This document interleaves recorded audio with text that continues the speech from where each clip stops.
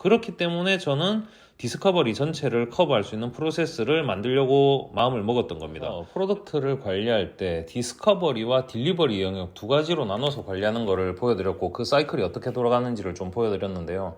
또 디스커버리는 회사에서 굉장히 중요한 영역이기도 하고 중요한 반면에 불확실성이 굉장히 큽니다. 그래서 다루기가 생각보다 어려워요. 이걸 그럼 어떻게 하면 좀 더 잘 다룰 수 있을까에 대한 고민을 굉장히 많이 했었고, 그거에 대해서 프로세스를 만든 거에 대해서 공유를 드릴까 합니다. 디스커버리라는 영역이 중요한 이유에 대해서 얘기를 하고 있는데요. 이게 우리가 딜리버리만 계속 한다면 눈앞의 것만 보고 우리의 미래를 향해서 우리가 뭘 해야 될지 그걸 간과하기가 쉬울 거예요. 디스커버리는 산발적이면서 불확실하면서 방대한 영역이에요. 중요하긴 한데 굉장히 불확실성이 크고 어떻게 해야 될지 모르겠어. 그렇기 때문에 저는 디스커버리 전체를 커버할 수 있는 프로세스를 만들려고 마음을 먹었던 겁니다. 프로세스를 노션보드로 한번 구현을 해보고 싶었어요. 그 다음에 이 부분은 제가 생각했던 문제와 그 문제에 대한 해결책을 어떻게 가져가야 될지에 대한 얘기였습니다. 우리가 발산을 해나가다 보면은 가지가 계속 뻗어나가서 결국은 예전 교장 선생님이 학교 전교 조례 때 하셨던 것처럼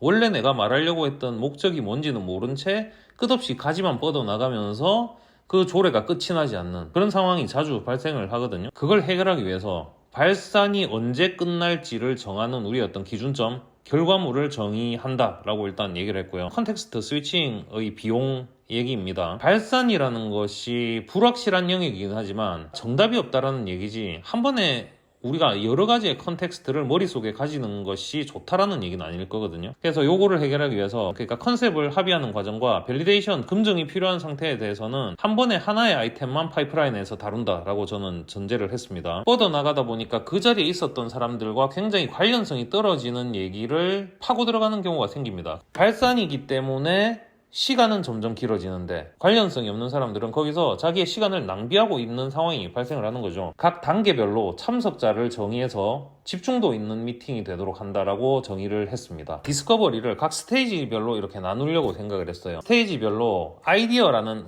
맨 처음에 그러니까 우리가 어떤 아이디어를 가지게 될 거잖아요. 그 아이디어들이 파이프라인을 타고 흘러간다라고 생각했고, 아이디어가 어떤 내용들을 포함하고 있어야 되는지를 정리를 한번 해봤습니다. 자, 그럼 아이디어라고 하면은 당연히 아이디어의 제목이 있어야 될 거고, 그 다음에 설명이 있어야 될 거고, 누가 그 아이디어를 갖고 왔는지, 그 아이디어에 대해서 왜 이런 생각을 했는지 설명을 조금 더 추가로 물어보려면은 그 누가 이제 이 아이디어를 낸 사람인지가 필요하다 생각해서, 그다음에 이 아이디어가 해결하고자 하는 문제가 뭔지, 이 제품 또는 이 기능이 문제 해결을 위해서 주는 가치는 뭔지, 이거를 논의할 우선순위는 어떻게 되는지, 아이디어가 산발적으로 들어올 거니까 논의 순서 자체도 굉장히 중요해질 거거든요. 이 부분을 제가 적어둔 이유는 어떤 아이디어가 있을 때 검증을 해야 될 거잖아요. 밸리데이션의 기준점으로 생각을 하게 됐어요. 해결하고자 하는 문제가 있다는 얘기는 결국 고객에게 그 문제가 얼마나 고통스러운지에 대한 얘기로 검증을 할 수 있을 거거든요. 그래서 이 문제가 고객의 비용을 낭비하게 하는 건지 또는 시간을 낭비하게 하는 건지, 불만족스러운 결과를 야기하는 것인지, 이 문제에 대한 이 심각성을 정량화해 볼 수 있을 것 같고요. 기능이 문제 해결을 위해서 주는 가치가 얼마인가라고 했을 때는 문제 해결을 위해서 얼마나 적합한지에 대한 얘기를 할 수 있을 것 같아요. 이 기능이 제공되었더니 비용을 얼마나 줄일 수 있었는지, 시간을 얼마나 줄일 수 있었는지, 또는 결과물의 만족도가 문제 상황보다 훨씬 나아졌는지의 관점에서 검증을 해보고 싶었다. 프로덕트 위클리와 컨셉트를 맞추는 미팅이 어떤 식으로 차이가 나야 되는지, 프로덕트 위클리는 약간 다수의 참여자들이 들어오고 조금 더 얕아야 되고 컴팩트해야 될 필요가 있다 생각했어요. 프로세스 전반에 대한 내용을 공유를 하면서 위클리로 주기적으로 진행이 돼야 되고, 반면에 컨셉을 맞추는 미팅은 그 불확실성이 굉장히 큰 상태에서 컨셉을 잡아가는 미팅일 거기 때문에 필요할 때 언제든 해야 되고 팔로우 미팅이 언제든지 빠르게 이루어져야 되는 그런 미팅으로 일단 생각을 했습니다.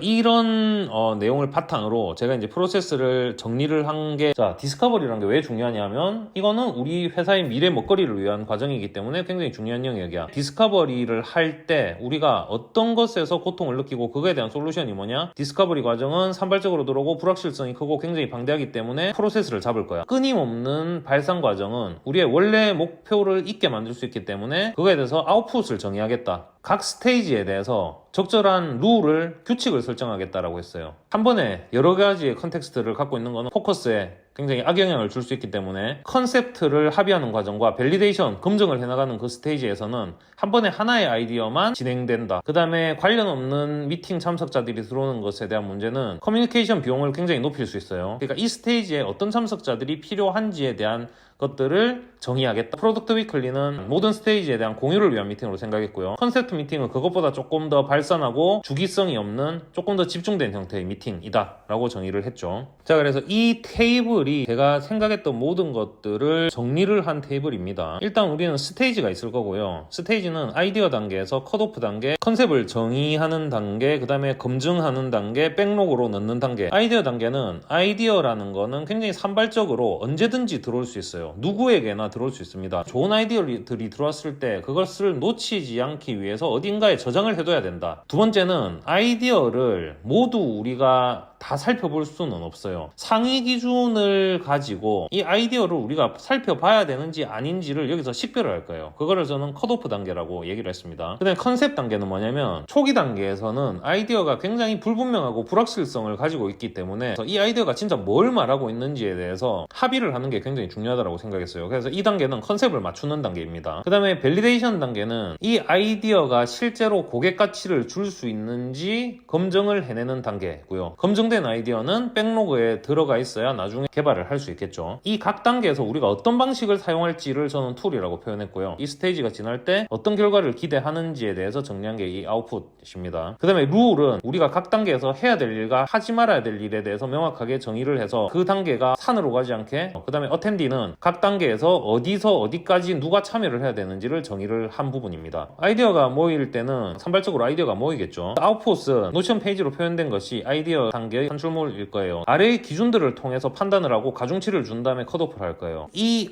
아이디어들이라는 놈이 우리의 회사의 프로덕트 비전이나 전략과 일치하는가, 이게 비즈니스 임팩트를 굉장히 크게 줄 수 있는지를 판단할 거예요. 우리만 할 수 있다면 우리가 독점을 할 수도 있고 더 많이 팔 수 있고 하니까 비즈니스 임팩트가 크겠죠. 두 번째는 고객들의 피드백을 받아봤더니 고객들이 굉장히 강하게 요구하는지 아닌지에 대해서 판단을 한번 해볼 거예요. 이런 기준들을 적절한 가중치로 해서 우리가 이거를 컷오프 해야 되는지 차적으로 빠르게 판단할 거예요. 그럼 이 컷오프 과정이 끝나면 순서를 정의한 그 아이디어 페이지들이 결과로 나올 겁니다. 근데 컨셉 단계에 왔을 때는 툴 자체는 핸드 드로잉 스케치입니다. 아웃풋으로 나와야 되는 거는 우리 모두의 합의가 된 스케치가 나오면 돼요. 이 아이디어가 어떤 걸 말하는지에 대해서 컨셉이 합의된 스케치가 나오면은 결과물로 적합하다라고 생각했습니다. 여기서 이 룰이 굉장히 중요한데요. 컨셉 단계에서 룰이 가장 많아요. 애매함이 크기 때문에 자칫해서는 계속해서 발산을 해나가면서 무의미한 논의를 계속해 나갈 수도 있고 우리가 뭐 때문에 이 논의를 하고 있는지 잊을 수도 있는 그런 단계이기 때문에 여기서 저는 명시적으로 룰을 가장 많이 설정을 해놨어요. 시간이 많이 걸리는 피그마 같은 툴을 쓰지 않는다라고 되어 있습니다. 이 단계에서는 아이디어가 구체화되지도 않았고 우리가 어떤 아이디어에 대해서 얘기하고 있는지조차도 명확하지 않아요. 근데 이 단계에서 우리가 시간을 많이 들이면서 뭔가 예쁘게 만드는 피그마 같은 툴을 쓰는 거는 굉장히 비효율적이라고 생각했기 때문에 이 단계에서는 피그마 같은 툴을 쓰지 않는다. 그 다음에 이 미팅을 할 때는 지금 리모트를 그 전제로 하고 있기 때문에 젠보드 같은 그 공유해서 그림을 그릴 수 있는 툴을 무조건 띄웁니다. 설명을 하는 사람은 그림을 그려가면서 설명을 한다라는 거를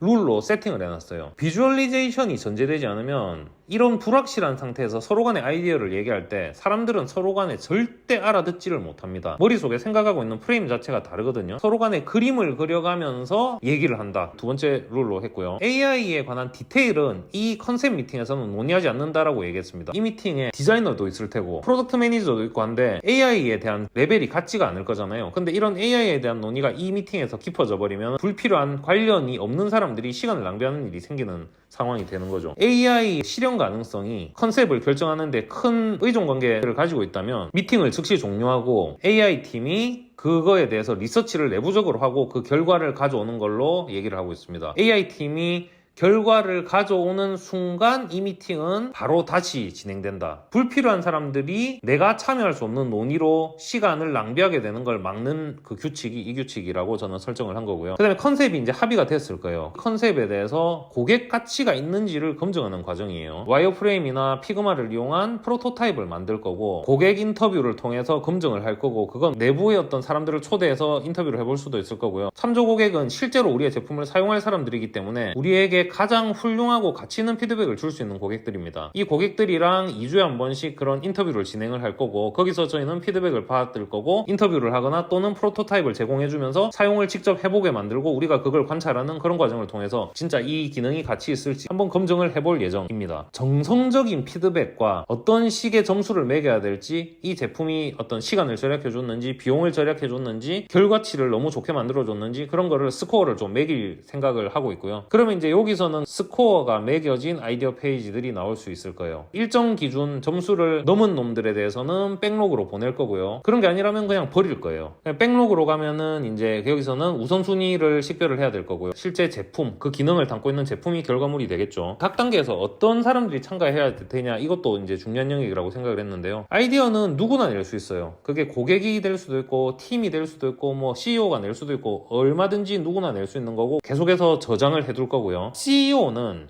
컷오프 단계, 우리 어떤 비즈니스 관련성과 전략에 맞는지, 그 다음에 컨셉을 합의하는 과정에만 CEO가 들어오는 걸로 정의를 했습니다. 검증해 나가는 과정이나 백로그 개발 과정에서는 CEO가 마이크로 매니지먼트를 하면서 너무 세부적으로 깊게 관여하는 걸 막기 위해서 CEO는 이 정도로 끊었고요. 그 다음에 CTO는 컨셉을 파악하는 단계에서 AI가 어디까지의 가능성을 줄 수 있는지, 실제로 구현 가능한지 의견을 줘야 되는 컨셉 단계에서만 포함되어 있습니다. 그 다음에 제가 프로덕트 매니저로서는 컷오프와 밸리데이션 단계까지는 제가 전반적으로 관여를 하는 걸로 되어 있고요. 그 다음에 디자이너는 컨셉을 맞추는 단계와 밸리데이션, 그 다음에 개발을 해나가는 단계 전반적으로 관여를 하고 있고요. 개발자분들은 밸리데이션 하는 과정과 백로그, 실제 개발하는 과정에까지만 관여를 하는 걸로 지금 일단 이렇게 표시가 되어 있습니다. 이 그림이 스케이플에서 기획했던 이 전반적인 걸 보여주는 정리된 하나의 테이블 그림인 거고요. 그 아이디어란 걸 그럼 어떤 식으로 표현할 수 있는지를 제가 여기 템플릿을 하나 만들었어요. 새로운 아이디어를 만들면 아이디어 2라는 거를 이렇게 만들 수 있을 거고요. 아이디어 템플릿이란 걸 제가 만들어 놨습니다. 그래서 그걸 클릭을 한번 해볼게요. 자, 그럼 이 아이디어라는 거는 순서, 이건 아까 제가 얘기했던 논의 순서예요. 그 다음에 리포트는 제가 되면 될 것 같습니다. 그 다음에 프라이어리티는 0, 1, 2 등등으로 1순위 정도 일단 세팅해 볼게요. 스테이지는 지금 아이디어에 있죠. 그 다음에 이 아이디어를 얘기했던 배경이 무엇이며, 우리가 풀고자 하는 문제가 뭐며, 그 다음에 어떤 가치를 고객한테 줄 수 있으며, 그거에 대한 논의사항들은 이곳에 쭉 기록이 될 거예요. 밸리데이션 과정에서 고객 인터뷰나 뭐 피드백을 받으면 여기다 그 내용이 기록될 거고요. 밸리데이션 스코어란 걸 표현했어요. 이 문제에 대해서 고객들이 얼마나 고통을 받고 있는지, 그 다음에 이 솔루션이 돈을 절약해주든 시간을 절약해주든 더 나은 결과를 만드는데 얼마나 적합한 솔루션인지, 여기서 가중치를 준 점수를 만든 다음에 그 점수가 뭐 예를 들어서 4점 이상 넘어가면은 검증됐다고 볼 거야. 그래서 이 아이디어가 컷오프 단계로 넘어가서 컷오프 기준에 따라서 살아남으면 컨셉 논의를 거칠 거고요. 컨셉 논의가 끝나고 나면은